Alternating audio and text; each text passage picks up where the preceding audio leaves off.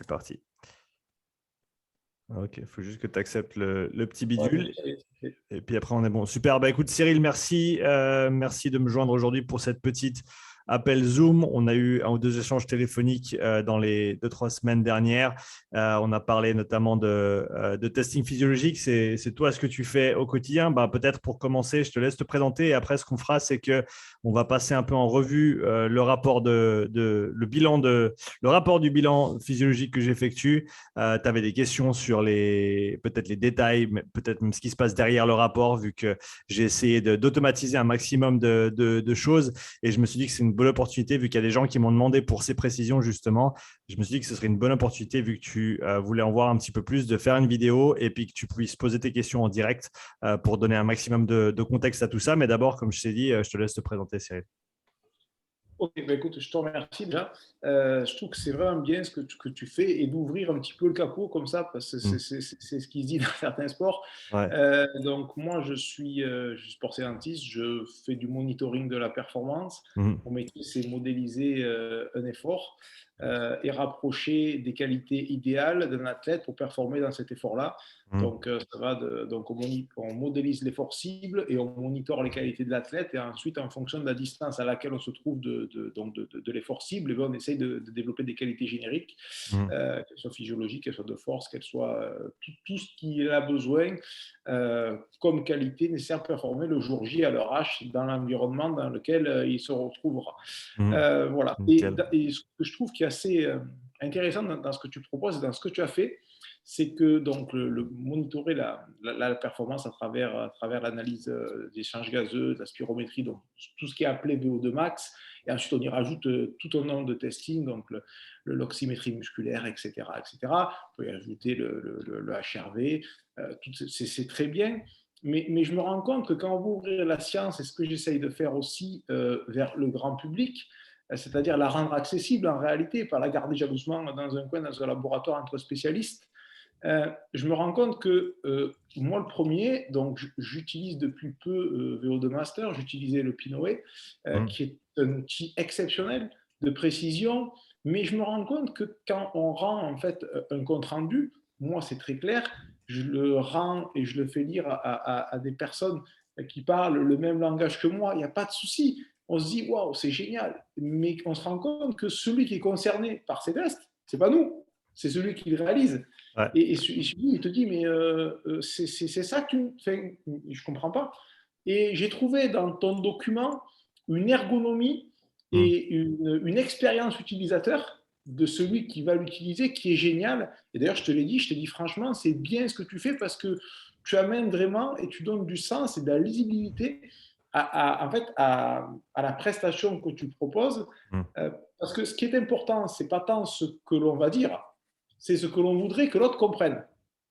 Et au final, dans ce que tu fais, l'autre comprend. Et pour ça, je t'ai dit, franchement, respect, c'est du bon boulot. La démocratisation, souvent, c'est un parti pris de choisir de ne pas dire certaines choses, quitte à être faux de temps en temps.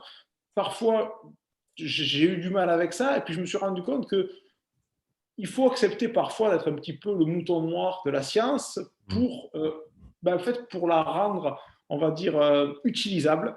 Et dans ce que tu fais, tu fais pas forcément de concession de la réalité scientifique, mais tu la rends utilisable Mm. par une bonne ergonomie de document. Donc, je suis pas un hyper bon, on va dire, marketeur, entre guillemets. Je fais pas des très belles présentations. Et comme tu en as fait une belle, je t'ai dit franchement, c'est bien. C'est tout. Super. Bah, écoute, déjà, bah, merci beaucoup parce que ça fait beaucoup de compliments. Donc, je te remercie grandement. C'est vrai que j'ai passé, j'avais un premier rapport que je fournissais quand j'avais seulement le Moxie et qui était basé en grande partie sur ce que Daniel Crumbach avait présenté sur sa vidéo. Pour ceux qui ne sont pas allés la voir, elle est super intéressante sur comment combiner tout ce qui est VO2 et Moxie. C'est sur la chaîne YouTube de Moxie. Daniel Crumbach, donc très très bonne présentation et il montre un petit peu les documents qui. Tu allais dire quelque chose? Ben, oui, Daniel Cronbach, c'est l'un des responsables de Pinoé, en fait. Voilà, c'est ça. Il est Head of Science and Education chez Pnoe. Donc, c'est un grand monsieur de ce qu'on fait. En tout cas, moi, j'ai beaucoup de respect pour lui. Il a énormément de connaissances et de compétences dans le domaine. J'ai énormément appris de lui. D'ailleurs, je suis en train de terminer la formation en ligne qu'il offre, qui est très, très complète sur justement tout ce qui est du testing métabolique et physiologique. Mais donc, voilà, j'avais repris un petit peu les documents qu'il présentait. Je les avais refaits un peu à ma sauce. Mais c'est vrai que maintenant que j'ai rajouté le VO2 Master plus récemment, le HRV dont on a parlé un petit peu toi et moi aussi, et que je veux laisser la place à d'autres éléments qui peuvent venir se rajouter, comme peut-être le lactate plus tard, à tous ces paramètres, je me suis dit, autant que je prenne un peu de temps pour structurer. Pour moi, c'était un effort de créer ce rapport. Je pense que j'ai dû passer entre 8 et 10 heures pour vraiment le créer de A à Z. Mais pour moi, c'était aussi un effort comment dire ça, d'essayer de structurer ma pensée autour de ce que je faisais. Tout comme je le dis, et ça je le dis souvent pour ceux qui regardent un petit peu les vidéos sur ma chaîne YouTube, c'est que ça m'aide de parler de certaines choses pour essayer de les structurer un petit peu dans ma tête. Et pour moi, j'avais besoin de créer ce rapport pour structurer la façon dont je crée mon test, la façon dont je communique les informations. Mais donc, écoute, c'est super venant de la part de quelqu'un comme toi qui a de la bouteille, on va dire, qui a du métier là-dedans. Et si toi, ça te parle, au moins, ça m'encourage à continuer dans la bonne direction. Je pense que ce qu'on va faire en premier, c'est qu'on va vite passer en revue pour ceux qui ne l'ont pas encore vu le bilan. Et puis après, on peut aller sur ma feuille Google Sheets et puis regarder en détail tout ce qui se passe. Ça joue pour toi comme ça? C'est parfait. Ouais, donc données générales, données générales, je ne vais pas aller en détail sur tout. Pour ceux qui sont intéressés, vous pouvez faire une petite pause sur la vidéo. J'ai laissé un peu de place pour les choses qui vont s'ajouter plus tard. Le premier graphique, c'est très, très général. J'ai donc fréquence cardiaque, VO2 relative et un des oxymètres. J'ai les gros chiffres qui ressortent parce que je l'ai piqué à VO2 Master sur le rapport que eux fournissent. Parce que c'était vraiment, tu as deux ou trois grands chiffres en haut, je crois. C'était bien clair, c'était bien propre. Et je me suis dit, ça sort pas mal et ça peut être une chose intéressante à communiquer sur la première page. C'est ce que les gens vont de suite chercher, c'est-à-dire le Ouais. résultat de leur étude. En fait, ce qu'ils veulent voir, c'est leur VO2. Là, ils ont leur VO2, ils ont en gros leur puissance qui correspond à la puissance VO2 et ils ont leur FC max. Ouais. Bon, la FC max, ils sont contents, même si ça ne sert pas à grand-chose, on ne va pas se mentir. Voilà.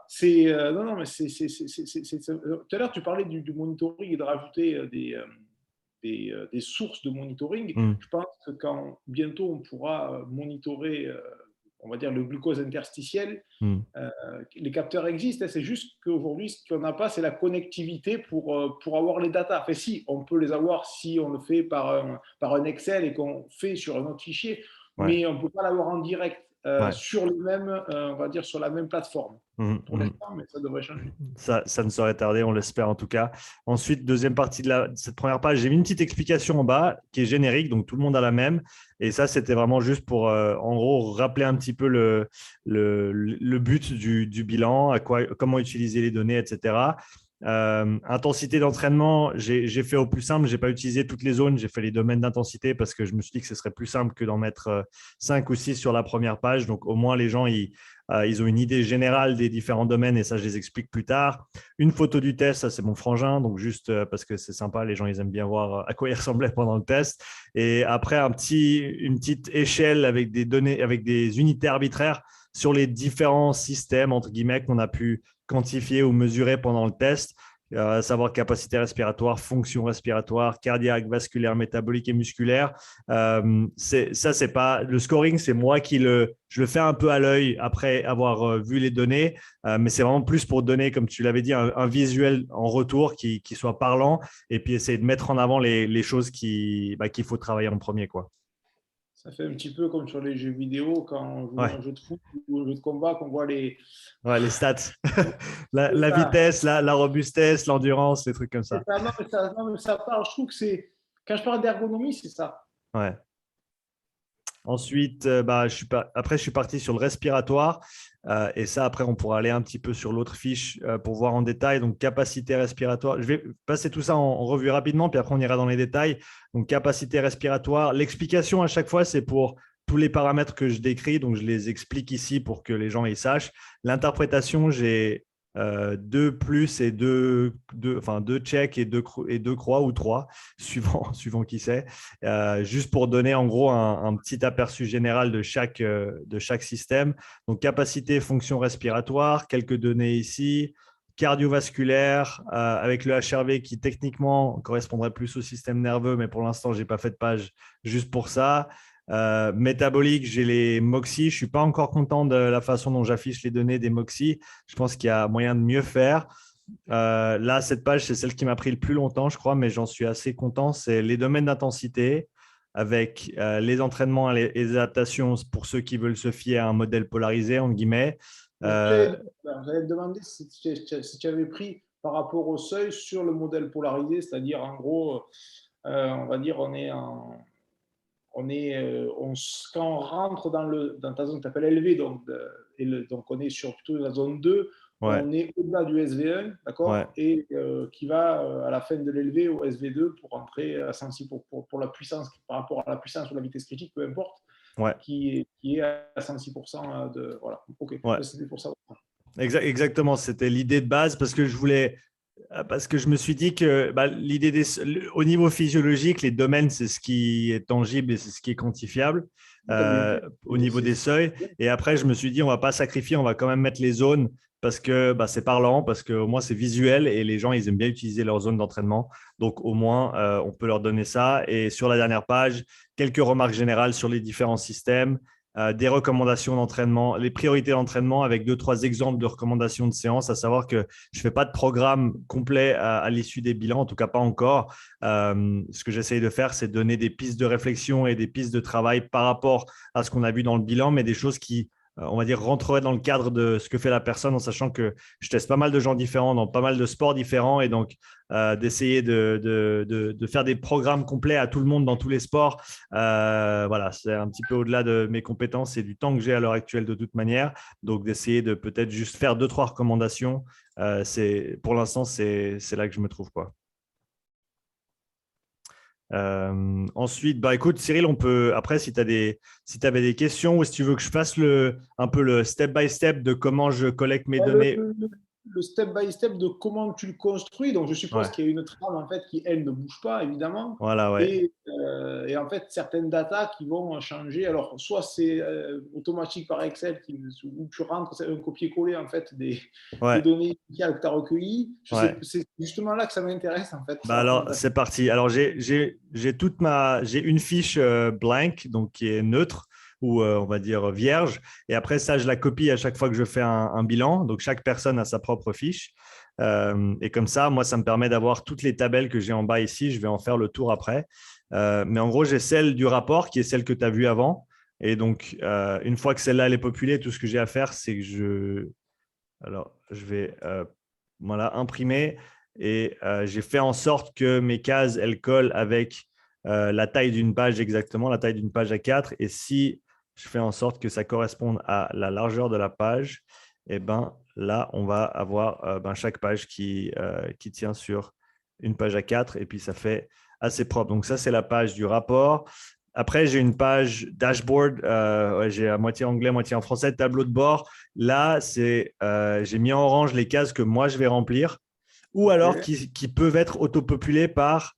alors ça, c'est un autre truc que j'ai rajouté. J'ai un petit pré-questionnaire, un questionnaire avant le bilan. Et en gros, les gens… Attends, je vais voir si je le trouve ici. Pré-questionnaire. Alors ça, c'est les réponses. On ne va pas sortir les réponses à tout le monde. Pré-questionnaire ici. Alors, j'ai un petit Google Forms. Donc, comme ça, c'est tout sur Google. C'est assez simple. Profilage physiologique, pré-questionnaire. Donc, en gros, les gens, ils remplissent ça. Donc, il y a deux, trois données de base, prénom, nom, âge, taille, poids de corps, pourcentage de masse grasse, fréquence cardiaque au repos, zone d'entraînement s'ils les connaissent, type, combien de cardio ils font, blessures, antécédents. Après, il y a tout ce qui est type cardio. Donc, je veux qu'ils me décrivent avec un peu plus de détails ce qu'ils font. Et ça va plutôt être dans le cadre de monsieur et madame. Alors, monsieur et madame, tout le monde, ou alors des sportifs, on va dire sérieux, mais pas nécessairement professionnels. Si c'est des sportifs qui sont un peu plus avancés, j'irai vers leur préparateur physique ou leur coach pour avoir ces données. Moi, Ouais, je trouve que c'est intéressant ce type de questionnaire parce que ça te permet de voir un petit peu l'approche qu'ils ont Ouais. de leur sport et le recul qu'ils ont par rapport à ce qu'ils font et la connaissance qu'ils ont un petit peu de ce qu'ils font. Ça te permet aussi, toi, de peut-être mieux interpréter certaines choses de leurs tests, quand ils vont le passer, ou d'interpréter du gestuel non verbal Ouais. pour des fois anticiper un incident, parce qu'il ne faut pas se mentir, ça peut arriver aussi. Ouais. Donc, c'est toujours très bien d'avoir un questionnaire avant, notamment pour savoir quel est le passif de la personne. Ouais, et ça, je suis tout à fait d'accord avec toi. Et ça, ben, encore une des choses que j'ai pris ou appris de Daniel, parce que ça te donne tout le contexte en fait de la personne. Et comme tu l'as dit, enfin, à l'heure actuelle, je pense que je ne pourrais pas convenablement, d'après mes standards, interpréter un test ou des données sans avoir ces informations au préalable. Parce que souvent, le pré-questionnaire, il va même me donner mes pistes de recommandation dans le sens où si tu vois que la personne, elle s'entraîne pour un sport d'endurance et puis de longue distance et elle ne fait jamais de basse intensité, ben la réponse, elle est un petit peu toute trouvée, peu importe ce que dit le test, par exemple. Tu as tout dit. En fait, c'est quoi l'objectif? S'il y a un test, c'est qu'il y a un Mm. objectif. Tu fais un test pourquoi? La personne fait un test pour faire une photo de ses capacités, des capacités qu'elle veut utiliser pour faire quoi? Et Mm. c'est en fonction de ce qu'elle veut faire et de ce qu'elle est capable de faire aujourd'hui que tu vas pouvoir lui dire dans quoi il serait judicieux de prioriser certaines séances. Ouais, exactement. Donc, je fais ça et en gros, les réponses, tu peux les faire exporter directement dans une autre fiche dédiée Google Sheets. Donc, tu fais ça au travers de la table des réponses. Et en gros, ce que j'ai fait, c'est qu'une des fiches sur mon bilan ici, c'est que c'est le pré-questionnaire. Et en fait, quand tu collectes les réponses au travers du Google Form et qu'il te l'exporte sur une Google Sheet, eh ben, tu as une ligne de données par réponse. Donc là, par exemple, j'avais les données de mon frère et tout ce que j'ai à faire, c'est copier de la feuille de réponse et la coller dans sa fiche de bilan ici. Et ça va tout le temps auto-populer avec les mêmes cases. Donc là, c'est prénom, là, c'est nom, là, c'est son âge, là, c'est sa taille, là, c'est son poids, là, c'est son pourcentage de masse grasse, fréquence cardiaque au repos. Et donc, ce que je peux faire, c'est utiliser des formules super simples, comme ici, égale. Et ben, je vais la Ouais, refaire. non, mais C'est c'est ça clair. tout à fait. Et en gros, ça va prendre les données de cette fiche-là, du pré-questionnaire, et me pré-remplir ça, en fait. Après, bah, moi, je remplis le lieu, la modalité, puissance de départ, intervalle de puissance, euh, où sont placés les MOXIE, ça, c'est moi qui le mets à la main aussi. Après, j'ai des petits trucs comme ça, par exemple, qui vont me m'auto-générer, par exemple, pour vase latéral, O2 vase latéral, volume sanguin vase latéral. Ça, c'est des petites formules qui sont assez simples à utiliser aussi pour faire des chaînes de texte en fait que je vais pouvoir réutiliser après dans des fiches ou dans les données. Les données de spirométrie, ça je les collecte juste avant le test avec un petit test classique et ça je les rentre ici. Donc à chaque fois j'ai capacité, le pourcentage par rapport à la norme à combien elle est, le VEMS, le ratio. Après, je mets aussi des valeurs cibles parce que ça m'aide à interpréter les données respiratoires, fréquence cardiaque minimum, fréquence cardiaque maximum.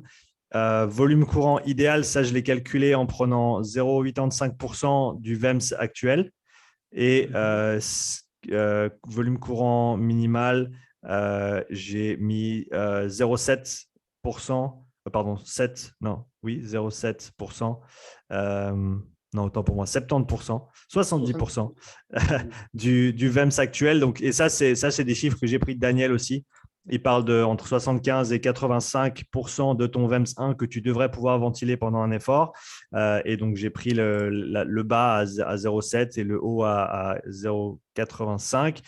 Et puis, moi, ça me permet ensuite de voir comment la personne respire pendant le test et de mieux interpréter ces données. Et l'échange ventilatoire cible, j'ai pris le VEMS actuel fois 0,75.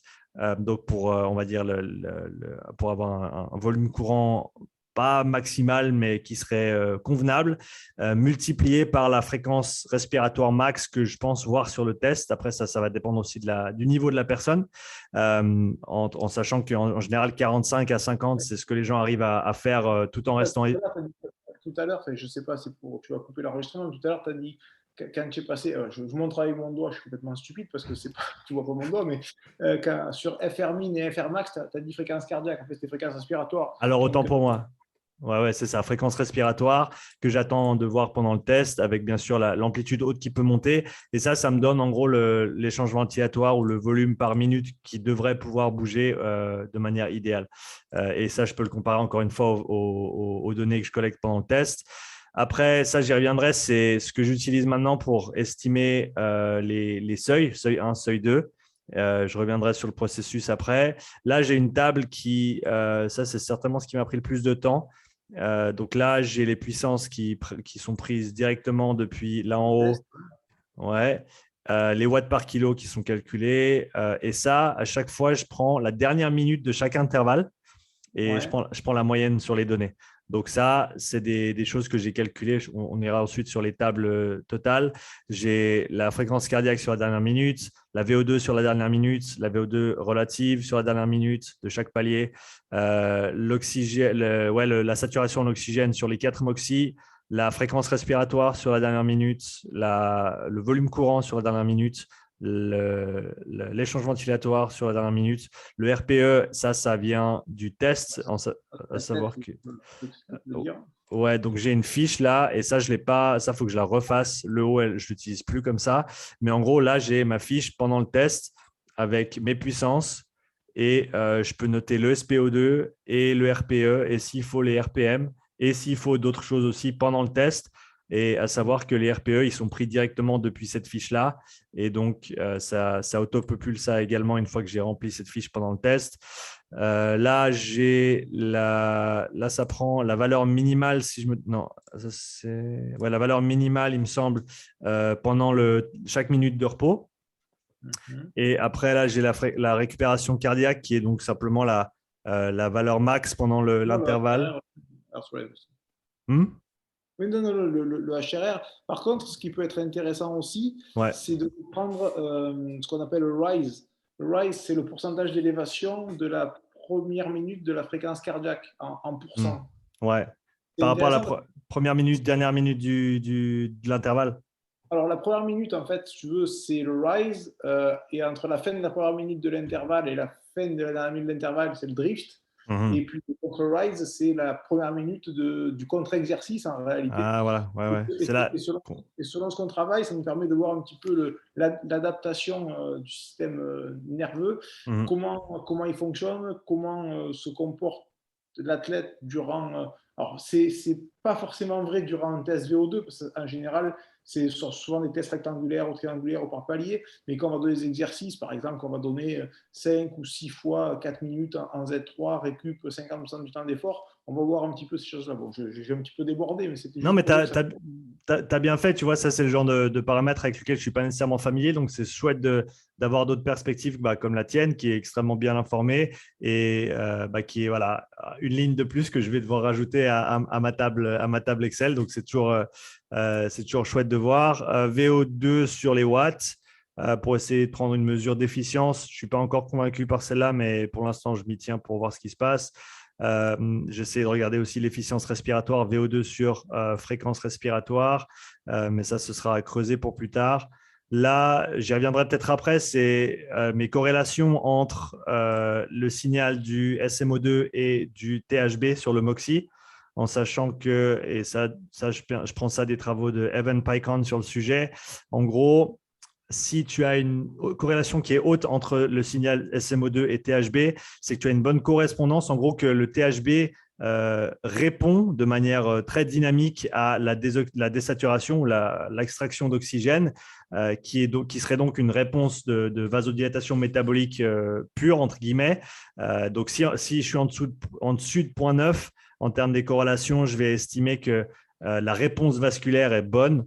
Et si je suis en dessous de 0,9, il y a d'autres facteurs à prendre en compte. La vasoconstriction sympathique qui va être peut-être dominante. Il y a aussi les contractions au niveau mécanique qui peuvent avoir un impact. Donc ça, c'est quelque chose que je regarde après également. Ça, c'est pour cette fiche. Ce qui est intéressant dans ce que tu fais, dans le monitoring de l'oxymétrie musculaire, c'est que jusqu'à présent, on connaît tous l'équation. On est d'accord, là, on est sur une vidéo qui va être vue par des gens qui font plus ou moins la même chose que nous. Soit ça, soit des gens qui ne le font pas mais qui sont intéressés, ou d'autres peut-être. Il y a plein de gens différents qui regardent ma chaîne. l'équation de la VO2 max, donc qui est Ouais. le débit cardiaque max multiplié par la différence artério-veineuse, on s'est toujours beaucoup cantonné à dire ok, le débit cardiaque max, c'est le volume d'éjection systolique, on sait comment on va le travailler par l'AFC max. On sait ensuite qu'on va travailler la saturation du sang, etc., la capacité de l'oxygène, le nombre d'hématocrites, de taux d'hématocrites, etc. Et puis, on a toujours pris l'ensemble de la capacité artério-veineuse. On a dit, bon, mais ça, c'est en gros le réseau de capillaire mitochondrial, mais Ouais. on n'a jamais su. Franchement, là, maintenant, on peut clairement agir dessus. Ouais, ça c'est. La dose réponse, on peut la monitorer et la voir. Et ça, Ouais. ça change tout. Ouais, je pense que c'est extrêmement intéressant. C'est encore quelque chose que je suis en train de. Enfin, c'est un sujet sur lequel je suis en train de m'informer encore. Mais je pense que c'est une des meilleures manières de mettre à profit le signal enfin, le point de données du THB sur le MOXIE. Parce que sinon, c'est une unité arbitraire. Donc, ça ne te sert pas à grand-chose. Tu peux voir les tendances, mais vraiment, en fait, simplement faire une corrélation avec le SMO2. Et ça te dit assez rapidement, ça te dit, c'est la fiche qui fait le calcul. De toute façon, ça va te dire exactement où ça en est. Et tu vois que sur un effort progressif notamment, si je me souviens bien, ce que tu veux voir, c'est que si tu as une tendance qui est descendante au niveau de ta corrélation, ça veut dire qu'au niveau central, tu es de moins en moins apte, au niveau vasculaire, tu es de moins en moins apte à répondre à cette désoxygénation, à cette désaturation, à cette extraction d'oxygène par une réponse vasculaire plus importante et un apport sanguin plus important. Alors que si tu as une baisse qui est rapide, ça tient, et puis après ça tombe, c'est peut-être plus côté respiratoire, par exemple, que cardiaque au niveau central. À voir encore sur l'interprétation exacte, mais comme tu as dit, je pense que c'est quand même des choses qui sont intéressantes à regarder, surtout si on a un MOXIE et qu'on a ces données à profit, quoi. C'est beaucoup de voies de monitoring nouvelles qui s'ouvrent, notamment maintenant, on arrive de façon un petit peu plus robuste à essayer d'utiliser les données de ce qu'on appelle le DFA alpha 1, Ouais. bon, on ne peut pas le monitorer, enfin, c'est compliqué parce qu'il existe des systèmes de monitoring, mais qui ne marchent pas sur iOS, qui ne marchent que sur Android pour l'instant. Ouais. Bref, c'est un peu. Toi, tu es sur Android. Non, je suis sur iOS. J'utilise pour l'instant l'application HRV Logger sur iOS, Ouais. mais je viens de mettre aujourd'hui en contact Andrew Sellers de VO2 Master, un des cofondateurs, et Bruce Rogers, qui est un des pionniers dans le travail avec le DFA Alpha 1. Et je viens de les mettre en contact par email parce que Andrew, il est intéressé à ajouter un paramètre de HRV sur l'application VO2 Master. Donc, Ça me paraît, puis en même temps, il faudrait qu'il ajoute le monitoring du glucose et puis on aurait deux bonnes données de plus, quoi. Ouais, honnêtement, je pense que c'est vraiment des choses qui seraient pertinentes à ajouter. Donc, je vais mettre le pied dessus, je vais pousser dans ce sens-là et on verra ce qu'il en ressort. Je pense une des fiches les plus importantes, c'est le raw data. Et ce que j'ai fait là, c'est que j'ai repris en fait les colonnes qui sortent d'un fichier. On va le montrer ici, juste que tout le monde voit de quoi je parle. Du VO2 Master, Le fichier du VO2 Master, exactement. Et donc, bon, c'est un gros fichier, donc je ne sais pas s'il va se montrer comme ça. Je vais l'ouvrir directement. En gros, j'ai repris les mêmes colonnes. Donc, tu as le temps au début, tu as la VO2 relative, tu as la VO2 en millilitres par minute. Qu'il faudra convertir par la suite en litres par minute parce que les millilitres, c'est chiant. Ensuite, fréquence cardiaque, etc. Mais en gros, pour faire simple, cette fiche, la barre du haut, elle ne bouge jamais. Elle reste où elle est. Je pars du principe que j'utilise 4 MOXIE pendant les tests. Des fois, j'en utilise plus, mais dans ce cas-là, je me démerde après avec les données. Mais en gros, j'ai MOXIE 1, 2, 3, 4 et THB, donc le volume sanguin 1, 2, 3, 4. Et la tabelle qui va jusqu'au RR, qui nous sort aussi de l'application. Et donc, la fiche, elle sort comme ça quand tu exportes ton CSV du VO2 Master. Et donc, il faut juste en général réordrer les MOXIE parce que là, tu vois qu'ils ne sont pas dans le bon ordre.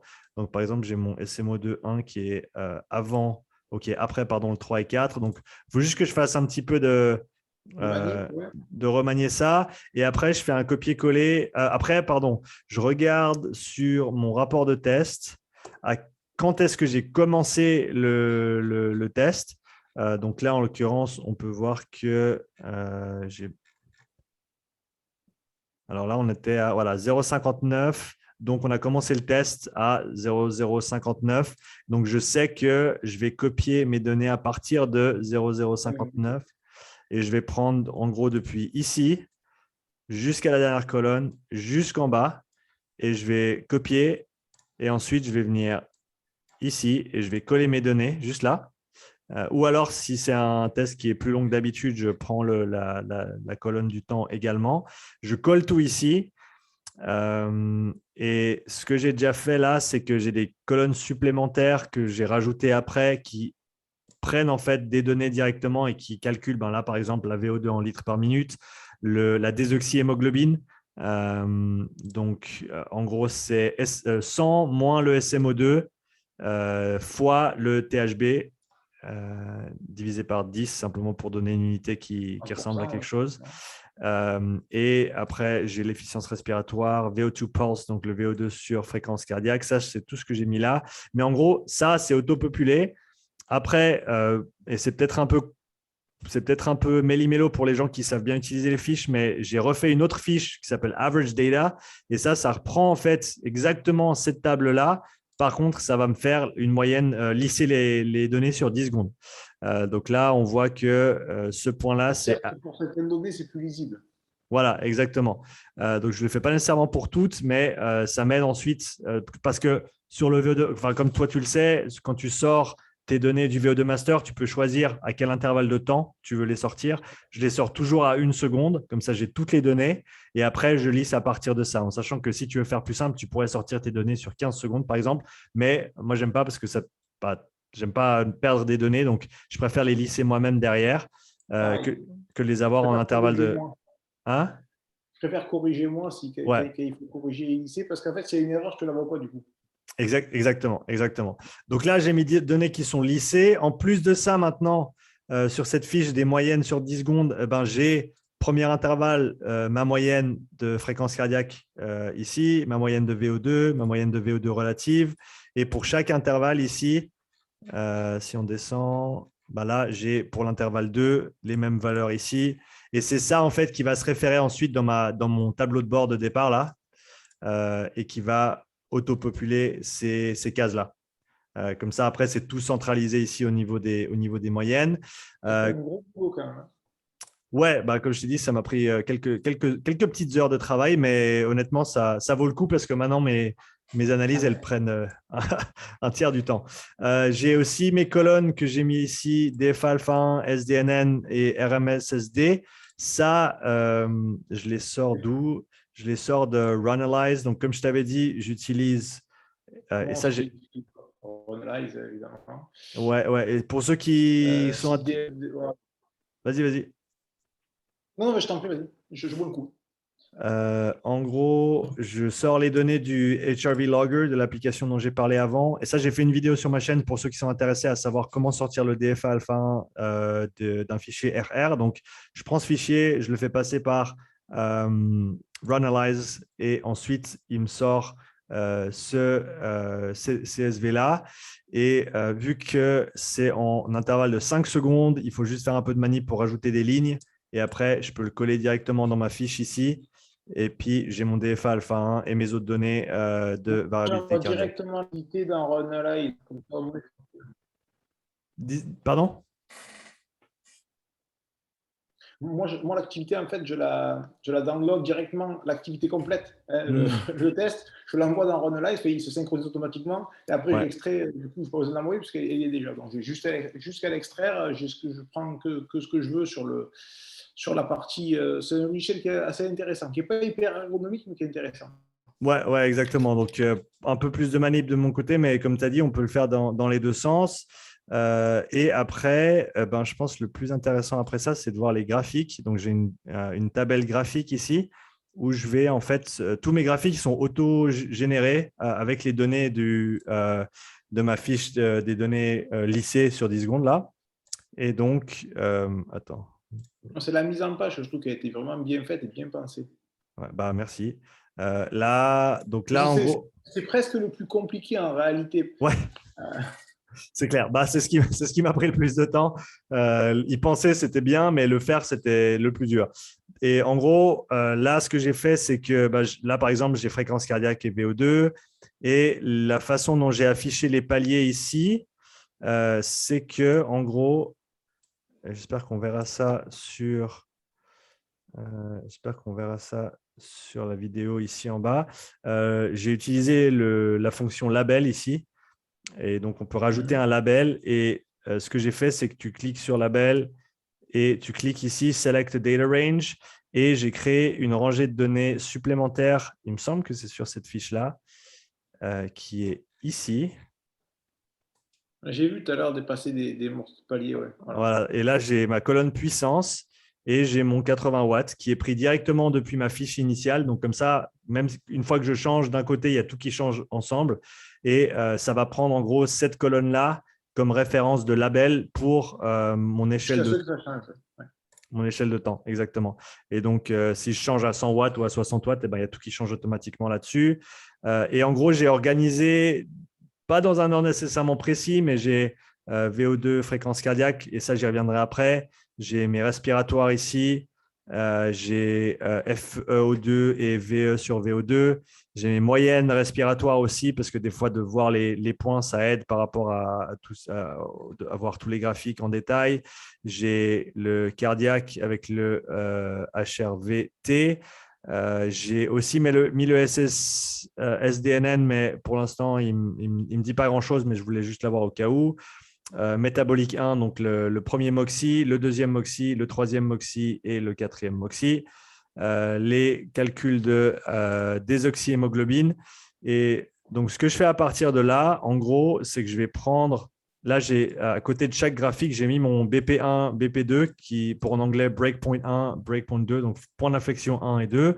Et en gros, ici, moi, je vais écrire par rapport à ce que je vois sur chaque graphique, je vais écrire là où moi, je mettrais le premier seuil et le deuxième seuil, ou le premier point d'inflexion et le deuxième point d'inflexion. Et donc, je commence ici sur le respiratoire, fréquence respiratoire, volume courant, fréquence respiratoire, échange ventilatoire. Je fais ça. Après, je fais le prochain ici. Après, je fais le prochain ici. Et en fait, je les fais tous. Il y en a que je ne pourrais pas faire parce qu'il n'y a rien qui ressort comme point d'inflexion.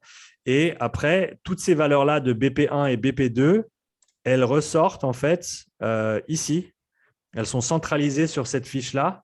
Et ce qui veut dire que pour mes différents systèmes que j'ai analysés par rapport au graphique que j'avais, donc là, en l'occurrence, respiratoire, cardiovasculaire, métabolique, perception, parce que ça m'informe aussi le ressenti de la personne. Donc ça, c'est quelque chose que je prends en compte et puis que moi, je vais inscrire ici. Eh ben, j'ai toutes mes données pour le premier seuil, toutes mes données pour le deuxième seuil. Et en général, tu trouves quand même pas mal de correspondances entre les différents systèmes. Et après, je note mon interprétation ici. Donc, c'est moi, mon estimation du seuil par rapport à toutes ces données que j'ai collectées. Premier point d'inflexion, deuxième point d'inflexion. Accroche-toi parce que ça continue. Ces valeurs-là, ensuite, elles sont reportées directement. Donc, c'est un petit peu du ping-pong entre les fiches. Mais ces valeurs-là, elles sont reportées directement à côté de mon… Et attends, je vais juste nous cacher 2 secondes. Tu m'entends toujours, hein, Cyril, c'est bon? Je t'entends parfaitement. C'est très clair en plus. Enfin, elles sont pour moi, reportées. c'est clair. Elles sont reportées ici, premier point, deuxième point d'inflexion. Et ce que je fais là, et ça va ensuite autopopuler ma fiche de rapport au niveau des seuils, eh ben, je vais regarder, là, si j'ai dit 150 watts, à 150 watts, quelle est sa fréquence cardiaque et quelle est sa VO2. Ces valeurs-là sont ensuite prises dans le rapport de test directement. Et si je descends sur la page qui recense… Attends, je vais nous remettre ici, tac. La page qui recense les seuils, eh ben, ces valeurs-là, elles sont prises directement de la page des graphiques d'avant. Donc, je n'ai pas besoin de regarder sur une fiche puis aller écrire sur l'autre. Je l'écris et puis ça sort directement ici. Ça me calcule le pourcentage par rapport à la fréquence cardiaque max, VO2 max par rapport à la fréquence cardiaque max. Et ensuite, ici, tout ce que j'ai à faire, c'est une petite fonction de nouveau pour, en gros, prendre… là, c'est les BPM. Donc, ça va prendre le 138 et puis ça va mettre le petit signe avant et le BPM après. Donc, en gros, toute cette… Attends, je suis en train de tout casser sur ma fiche. Il fait quoi, ton frère, comme sport? Il fait du rugby. D'accord. Ah, parce qu'il a quand même un SV2 qui est quand même une haute fraction de sa VO2, mine de rien. Ouais, une autre fraction. Alors, à savoir qu'il n'était pas à fond sur le test. Il a fini à 8 sur 10 parce qu'il avait un entraînement le soir. Donc, il s'est réservé un petit peu. Donc, non, mais en fait, tu vois, là, je parle du chiffre en réalité. oui, c'est oui. plus que de ce qu'il y a derrière. Ouais, mais bien sûr. Mais par exemple, tu vois, son 93%, il est seulement monté à 168 BPM, je crois, sur le test. Ouais, parce que Mais le jet, c'est sûr qu'il peut passer les 175, voire les 180 s'il pousse vraiment à fond. Donc, raison pour laquelle ses valeurs relatives sont très, très hautes il ne faut pas sur que ce tu test-là. rajoutes des cases à tes tableaux, quand bientôt ils auront incrémenté la nouvelle fonctionnalité du quotient respiratoire réel, donc du RER, en fait, où on Ouais, aura vraiment la quotient fat et carbohydrate. ouais. Ce qui Et est hyper intéressant aussi, évidemment, hein, quand on veut on vraiment est, regarder un peu le coût énergétique à l'effort en réalité. on est tout à fait d'accord. Ça, je pense que on en parlait d'ailleurs au téléphone il n'y a pas si longtemps. La chose qui manque à l'heure actuelle, les deux choses qui manquent à VO2 Master, un, c'est une plateforme d'interprétation comme Pnoe ils offrent, parce que ça, c'est vraiment un gros plus, parce que moi, je l'ai construite ici, mais je l'ai construite à la main. Et c'est, comme tu l'as dit, le CO2 pour voir au niveau des substrats énergétiques ce qui se passe, parce que ça, c'est extrêmement intéressant et important. Donc, ouais, on rajoutera des cases le moment Il venu. faut reconnaître à vos deux masters ce qu'ils ont quand même de hyper intéressant, c'est Hmm. la rapidité de la mise en œuvre du test. Ah ouais, ouais, ouais, ça c'est. Voilà. Bon, Le Pinot, je me permets de leur tirer dans les pattes parce que j'adore leurs produits, j'utilise quasiment tous les jours et enfin, j'adore le VO2 Master. C'est vraiment les deux seuls défauts qu'on peut lui trouver à l'heure actuelle, à mon avis. Mais comme tu l'as dit, la rapidité de mise en route, je veux dire, c'est presque aussi rapide que d'utiliser un Moxie. En gros, tu l'allumes, il se calibre sur 1 minute 30 et après, en là, avant, le plus long, c'est de régler sur la tête de la personne. le strap prend plus de temps que l'appareil en lui-même. Mais oui, oui, non, mais c'est vrai. Après, le Pinot, oui, on arrive à faire des choses extraordinairement précises, franchement. Mais, et moi, j'ai vraiment voulu essayer en situation quasi-contrôle, parce que c'est jamais une situation de contrôle quand on veut la même personne, justement. Ouais, Euh, le VO de master est relativement précis. ouais, ouais, c'est ça. La précision des mesures qu'on a, elle est quand même bonne. Il faut dire la Ouais. vérité. Ouais, ouais, je pense, d'après ce que j'ai vu, ils calibrent à 2 à 3% sur leur VO2, sur leur valeur de VO2. Ouais, ouais, j'ai eu 3-4 fois. J'avais entre 2 et 4. Mais bon, tu sais, c'est toujours très compliqué parce qu'en fait, la situation, le gold standard, on l'a pas vraiment, puisqu'on considère que la personne, si c'était un robot, ce serait plus facile de dire voilà, lui il me donne ça, lui il donne ça pour un effort max. Mais l'effort max, il est vrai à un instant T, mais à l'instant T Mhm, plus mhm. 3, voilà, donc c'est très acceptable. Ouais, Vraiment, voilà. Le ouais, pourcentage d'erreur est acceptable. ouais, bah C'est c'est très, cool. c'est très accurate, comme on dit. Voilà, Bah, c'est bien. c'est cool de te l'entendre dire parce que c'est vrai qu'il y a beaucoup, il y a encore, je pense, beaucoup de monde qui sont un peu dans ce monde-là, qui doutent de la validité de l'outil simplement parce que, comme tu as dit, ça n'a pas été validé contre un gold standard, etc. Personnellement, pour ceux qui sont intéressés, j'avais reçu les deux cofondateurs de VO2 Master sur mon podcast. Un très chouette interview avec Peter et Andrew. Et ils parlaient justement de comment eux, ils calibraient leur truc. Ils ont des modèles de poumons qu'ils utilisent, que tous les autres compétiteurs utilisent également pour calibrer leur machine. Après, voilà, comme tu l'as dit, le gold standard, c'est un concept, à mon avis, qui n'est pas aussi solide qu'on veut Mais qu'on non, parfois veut le mettre en avant, c'est quoi. une théorie, hein, à la base. Ouais, ouais. Et puis, comme tu as Non, mais dit, ouais, ça part d'un postulat. ouais. Mais moi, il faut toujours. Alors, tu auras toujours les puristes qui vont dire oui, mais non, mais si. Mais au final, on ne fait pas beaucoup avancer les choses. Et des fois, accepter la marge d'erreur pour la rectifier avec le temps, l'utilisation et la collecte des données, parce que c'est comme ça qu'en fait, qu'on fait avancer les choses et qu'on se nourrit. On se nourrit des erreurs qu'on fait pour les rendre plus précises. Ouais. Donc, il ne faut pas être du côté obtus du continuum scientifique, il faut être ouvert parce que ce qu'on prend comme vérité aujourd'hui, il faut bien penser qu'on devra accepter que ça sera certainement une contre-vérité dans quelques années. Donc, prenons un peu d'avance avec ça et facilitons la vie si on peut, si on considère que la marge d'erreur, l'acceptabilité de la marge d'erreur que l'on peut émettre ne va pas nuire à l'interprétation de ce qu'on va en faire. Et si on met ça en perspective dans un volume global d'entraînement, très sincèrement, on calculerait une orbite pour aller sur la Lune, je dirais attention. Mais là, voilà, il faut tout recontextualiser. Voilà, non, voilà, j'aurais pas pu le dire mieux que toi. Je pense que, d'ailleurs, je vais utiliser ce petit clip pour l'intro parce que ce que tu viens de dire, c'est phénoménal et c'est droit dans le mille, à mon avis. Donc, comme je t'avais montré avant sur la fiche des graphiques, ça autopopule les seuils. C'est la table ici dans les domaines d'intensité, elle est autopopulée également. Et ensuite, il n'y a plus qu'à, faire deux, trois manips à la main pour les zones d'intensité. Et puis, les interprétations ici qui sont assez rapidement faites, vu que je ne m'étends pas non plus sur le sujet. Ça, je le fais quand j'appelle la personne après le test. Mais en gros, la grande majorité du travail sur le rapport, il est fait. Tu vois, ça, c'est autopopulé également. Ça prend ma valeur max de la table que j'ai référencée avant ici. Donc, c'est plus ou moins pas tout fait pour moi, mais la grande majorité, c'est autopopulé, donc ce qui m'aide énormément, quoi. Donc, toi, tu fais un test et en gros, ça n'a rien à voir avec la présentation que tu fais, mais c'est quand même intéressant. Tu Ouais, ouais. envoies le résultat sous 24 heures, sous 48 heures? Non, en général, je me donne 5 à 7 jours suivant ma charge de travail parce que souvent, je n'ai pas le temps juste après le test de m'asseoir et de faire le truc tout de suite. Si les gens sont pressés d'avoir les résultats pour une raison ou une autre, là d'ailleurs, Nico m'avait relancé pour les données sur Edgar, le fondeur que j'avais testé la semaine dernière, parce qu'il avait besoin des données rapidement. Donc là, je l'ai fait rapidement, mais sinon, je me donne un peu de temps, mais ça, c'est plus par rapport à mon emploi du temps qu'autre chose.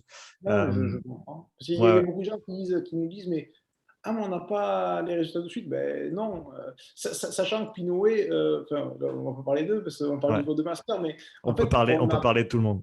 on n'a pas le résultat en fait. On Ouais, envoie la requête, les données sont retraitées, il vérifie qu'il n'y a pas de... Ça, c'est quand même hyper sérieux, ça par contre, j'avoue pour le coup. Et en fait, il renvoie le rapport d'analyse, en fait, tout le travail que tu fais toi, mm, sauf que l'expérience utilisateur, qu'on appelle l'ergonomie, l'UX, en fait, dans une application mobile, puisqu'aujourd'hui, on est très... voilà, elle est moindre. ouais, ouais. Et t'as pas. Et moi, moi personnellement, ça me pose problème de ne pas avoir accès aux données brutes. J'aime le fait que sur ton VO2 Master, en gros, il n'y a pas de secret. Tu fais ton truc et Ah tu non. cliques Export et tu as ton CSV et tu as toutes tes données là. Ça, j'apprécie quand même, même si voilà, c'est à double tranchant parce que comme tu l'as dit, c'est à toi de faire un peu le boulot pour sortir et extraire ce que tu veux, quoi. Sur Pinoué, on les a en fait, si tu veux, on les a. Mm. Mais le trait, on peut les utiliser. Moi, je les utilise parce que j'utilise beaucoup le Pinoué en fait pour de l'utilisation live, le monitoring live de la performance. En fait, c'est calculer un coût énergétique dans une montée pour un contre-la-montre, pour un cycliste Ouais. ou un pacing idéal ou calculer le coût énergétique en fonction d'une foulée sur le rendement mécanique pour la course à pied. Et là, on a du live. Donc, en fait, on a de la data mais c'est moi qui l'utilise. Et je dis, voilà, fais un peu plus ci, fais un peu plus ça. Et on voit un petit peu l'infléchissement on va dire, du coût énergétique en temps réel. Mais si on veut rendre un rapport, il faut faire une requête et on l'a ouais, sous 24 heures. Mais voilà, c'était juste un petit détail comme ça que je voulais pour te demander combien de toi ce que tu te laissais, tu te laisses une petite semaine. Je trouve que c'est bien en plus.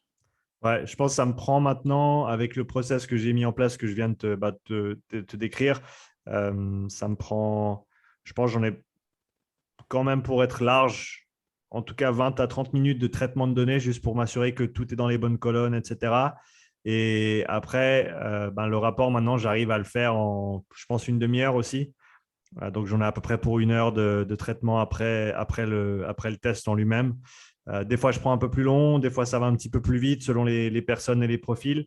Mais donc c'est quand même assez chronophage, entre guillemets, si on peut dire. Mais je pense que ça passe par là. Enfin, moi ça m'aide de faire tout ça de A à Z parce que j'apprends beaucoup, même juste avec le processus, tu vois, et l'organisation. Et je pense que tout ce que j'ai fait là sur la fiche, c'est tout des concepts et des idées qui vont m'aider pour la suite aussi. Tu vois, quand il faut rajouter un graphique en bas, j'ai déjà tout qui est fait. J'ai plus qu'à rajouter deux petits paramètres et puis je peux les autopopuler à gauche et à droite.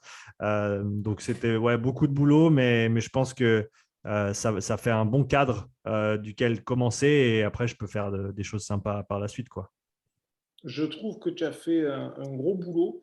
Il y a une grande recherche d'efficience et de pertinence dans ce que tu fais. Et de la rendre surtout disponible.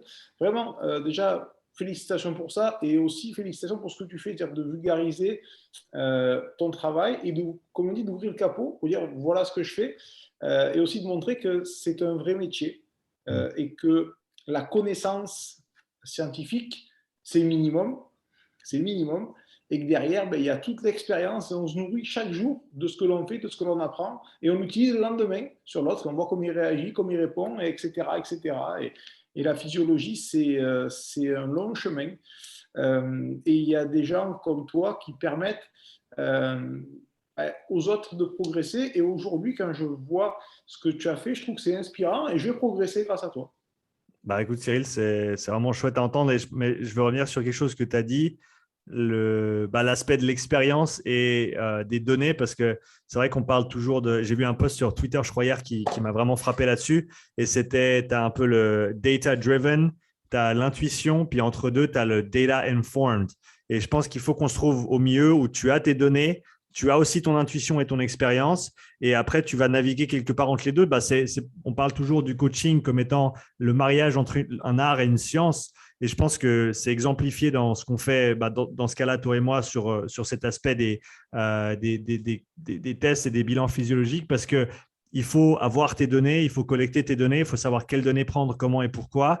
Mais après, il faut savoir comment les mettre en contexte, comment les interpréter, le profil de la personne, le sport en question, et après faire un petit mélange de tout ça. Et après, je pense que tu arrives à aller de l'avant. Mais si tu fais que l'un ou que l'autre, je pense qu'il te manque un des deux penchants, enfin un des deux aspects primordiaux, quoi.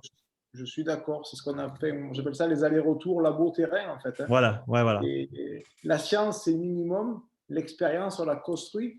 En fait, la physiologie, c'est utiliser la science qu'on va transposer à un individu et accepter humblement que ce que ça devrait faire, la réponse que l'on devrait avoir sera différente en fonction de l'individu. C'est pas que c'est un imbécile, c'est pas que l'on s'est trompé, c'est simplement que c'est un cas particulier et que la performance est une construction de l'analyse de divers cas particuliers qu'on va synthétiser, qu'on va analyser, dont on va essayer de tirer une sorte de moyennisation pour que ce que l'on applique au prochain soit un contexte un petit peu plus précis et à chaque fois, le protocole que l'on va mettre en œuvre, qu'il soit nouveau ou qu'il soit une utilisation d'un protocole antérieur, ben, il soit de plus en plus efficient. C'est aussi simple que ça. Ouais. Hein. Non, Philosophiquement parlant, je parle. ben, c'est ça, mais c'est ça qui est beau parce que c'est la base en fait. Que tu parles de philosophie, je pense que c'est quelque chose dont on parle pas assez nécessairement dans ce qu'on fait parce que c'est vraiment la fondation sur laquelle tout va se reposer. Et si ta philosophie elle est, on va dire, saine et cohérente, eh ben tu vas pouvoir avoir un process ensuite derrière qui construit quelque chose qui va dans la bonne direction. Donc je pense que c'est tout à fait pertinent de parler de philosophie dans ce contexte-là. C'est la façon dont tu abordes le problème, c'est la façon dont tu le perçois, le cadre que tu utilises pour faire cette interprétation et comment ensuite tu vas retourner dans, comme tu as dit, le terrain et appliquer tout ça de manière cohérente, scientifique, tout en laissant un petit peu de place à l'intuition, à l'expérience, à peut-être des essais que tu veux faire avec des choses ou d'autres. Donc, écoute, ça me parle complètement. Peut-être pour terminer, je ne sais pas si tu avais d'autres questions sur ce qu'on a regardé avant, sur la fiche, des choses auxquelles j'avais peut-être pas répondu encore. Non, non, je trouve que c'est assez clair ce que tu as fait. Je trouve que c'est un gros boulot en amont à mettre en place, mais c'est un investissement au service d'une automatisation qui est au final intéressante dans le gain de temps et même dans la pertinence des choses. On arrive même, tu vois, moi, ce qui m'a plus parlé, c'est tous des tableaux, comme tu l'avais, des collectes de données. Je trouve qu'il y a vraiment des choses hyper intéressantes à aller chercher, des choses que je n'allais pas forcément chercher parfois, et à tort d'ailleurs, et tu vois, de voir ça, ça me dit, ça peut être intéressant dans certains cas. Donc, c'est toujours hyper intéressant de toute façon de regarder quelqu'un qui te dit voilà comment je travaille, voilà ma perception et voilà comment j'appréhende. Et comme tu as dit, c'est le logiciel de pensée, la façon d'appréhender quelque chose, elle est presque aussi importante que ce qu'on va faire de ce que l'on va étudier, parce que l'état d'esprit dans lequel on se trouve conditionne quand même la pertinence globale sur une échelle de temps, hein, pas à l'espace, parce qu'on est mauvais parfois. Hein, ça arrive. Hein. C'est clair. Euh, le but, c'est de l'être le moins souvent possible, en réalité. Ouais. Et je trouve que l'approche que tu as, globale, qu'elle soit au service de l'athlète ou même entre sport séantistes, elle est très bonne. Et je voulais le noter parce que c'est pas courant. Ah, écoute, ouais, encore une fois, merci pour Non, mais c'est gratuit. Je veux dire, c'est vrai. Je te Ouais, ouais, fais, ouais. c'est pas de Non, mais, l'autocongratulation. non, non, je le prends pas, je le prends pas comme tel. Mais écoute, j'apprécie grandement tes commentaires par rapport à tout ça. J'essaye, tu vois, enfin, si tu, enfin, l'échelle des choses, moi, je suis tout neuf dans ce monde-là. Ça fait vraiment un an que j'ai commencé à faire ce genre de travail. Donc pour moi, c'était nouveau. J'ai dû pas mal, j'ai dû pas mal creuser pour en arriver où je suis aujourd'hui. Ben, c'est grâce à, on est toujours debout sur les épaules des géants, comme on dit. J'ai tous les gens qui sont venus avant moi et qui l'ont fait bien. C'est de là que j'ai appris. Mais c'est vrai que j'essaye de toujours remettre en question ce que je fais, de toujours me dire est-ce que c'est assez bien, est-ce que c'est, comme tu l'as dit, pertinent, est-ce que les informations que je communique, elles sont utilisables, est-ce qu'elles sont applicables tout de suite, autant par un athlète qui serait indépendant dans sa façon de manier ses entraînements, autant avec un préparateur physique ou un staff complet, peut-être même dans un contexte de sport de haut niveau, avec leur athlète et qu'est-ce que moi je peux leur apporter à ce niveau-là. Parce que c'est vrai que je joue un peu sur les deux tableaux aussi. Donc, le fait d'avoir des démographiques que j'essaye de servir, qui sont larges, ça me force comme tu as dit, à prendre les deux côtés et à essayer de faire le truc le plus cohérent possible au milieu, ce qui n'est pas toujours facile, mais ça, voilà, tant qu'on continue à essayer, ça vient. L'important, c'est, comme je dis toujours, et, après peut-être tu vas peut-être vouloir couper l'enregistrement, bien que tu feras certainement un montage, mais Je fais pas de montage. ah, Je suis, je on suis, est dans les conditions du direct. ah ouais, ouais, j'ai, tu, je pense que les vidéos super bien montées, etc., ça a sa place et je digresse, mais je pense que ça a sa place. C'est pas la façon dont je préfère opérer, on va dire. J'ai pas énormément de temps à côté de ce que je fais. Pour moi, déjà avoir l'opportunité d'enregistrer, par exemple ici avec toi maintenant, c'est une super opportunité. Et je pense que souvent, les gens en retireront plus si c'est une conversation qui est ce qu'elle est. Hein, c'est une conversation, on n'a pas C'est une planifié, il n'y a pas conversation. de script. Non. Plutôt que d'avoir voilà, des coupures, des montages, des trucs super fins. Ça plaît à certains. Moi, c'est pas ma tasse de thé. Donc, non, voilà, pour répondre de manière courte, Donc, ce sera pas. dans les conditions du direct, notre métier, on a une chance, c'est que chaque jour, on sait que le matin, on réussira sa journée si on a appris des choses. Parce Ouais, que ça ça c'est change tous clair. les jours. Ça c'est Parce clair. qu'on a affaire, et c'est peut-être le mot de la fin, c'est que depuis tout à l'heure, on parle de physiologie, on parle de data, mais avant tout, le métier de, on va dire, de préparateur physique, j'aime pas dire coach, parce que pour moi, coach, ça a une connotation un petit peu péjorative. Coach, c'est plutôt quelqu'un qui va être sur de la stratégie ou de la technique gestuelle ou de Mm. l'efficience, mais plus, on va dire, dans la technique d'une gestuelle ou d'une position du corps, Mhm. tandis que le préparateur ou le physiologiste, c'est plutôt quelqu'un qui va préparer l'ensemble, on va dire, de la capacité à générer un effort et à être le plus optimum possible. Euh, mais derrière ce métier-là, c'est l'humain en fait. Et parfois, il faut accepter de voir la personne en face de toi et de dire là aujourd'hui tu n'es pas bien parce que ta charge mentale est importante, parce que le test il a peut-être pas la vraie valeur et selon ce que tu veux en faire, ben c'est pas hyper intelligent. Comme les conditions de réalisation de test, je dis souvent aux gens attention, selon ce que vous voulez faire du test, selon la pertinence que vous voulez lui accorder, attention à ce que vous faites la veille ou l'avant-veille. Est-ce qu'un affûtage n'est pas nécessaire si vous voulez vraiment ces valeurs pour servir d'étalon et pour créer vos propres zones de puissance pour vos 3 prochains mois d'entraînement? C'est vraiment une prise en charge globale où il faut vraiment faire un, un, zoom arrière vraiment quand on veut donner on va dire de la hauteur et surtout faire gagner en pertinence Mhm. on va dire la conclusion que l'on va rendre à la personne. Voilà. Ouais. Tout à fait d'accord. Bah, écoute, Beaucoup, moi, donc, mais tu désolé. as bien raison, tu as plein de belles choses à dire et elles sont tout à fait justes et pertinentes. Donc, bah, écoute, je t'ai laissé le mot de la fin, donc on va s'arrêter là.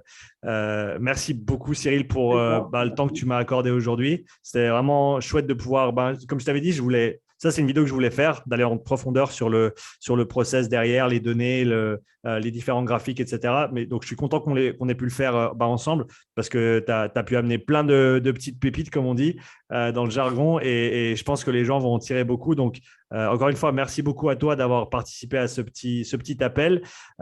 Et puis, bah, peut-être pour un petit mot de la fin, où est-ce que les gens peuvent te retrouver ou en apprendre plus sur toi s'ils seraient intéressés à communiquer? Oh, je vais pas quand même venir me faire de la pub là, mais C'est moi, moi dans qui tous t'en les fais de cas, la pub. C'est moi qui t'en fais, allez, c'est ma chaîne, je te fais de la pub. Let's go. c'est super gentil. Moi, écoute, allez, je vais pas parler professionnellement. Je vais juste te dire que ce qui m'intéresse vraiment, c'est le sport m'a beaucoup donné et j'essaie de lui rendre un petit peu. J'essaie de démocratiser les bonnes pratiques alimentaires sur une chaîne Facebook, sur une page Facebook, Ah, pardon, super. qui est totalement gratuite à l'accès. On a un gros problème avec l'alimentation, qui est quand même pour moi le pilier central d'énormément de choses. J'ai une approche assez prophylactique de la vie, c'est le bien-être. Moi, je considère que le bien-être, on peut interagir de deux façons assez simples chacun, qu'on soit sportif ou non, par la pratique d'une activité physique adaptée et par une Mhm. nutrition adaptée. Et pour ça, il Mhm. faut déjà savoir ben, de quoi notre corps a besoin. On ne nous apprend pas à manger. Mhm. C'est une catastrophe. J'essaye de juste démocratiser les bonnes pratiques alimentaires et de tordre le cou aux idées reçues au prisme, avec le prisme de la science. Donc, c'est Facebook, HNS Performance, HNS Performance. On fait des revisites de plats plutôt version healthy.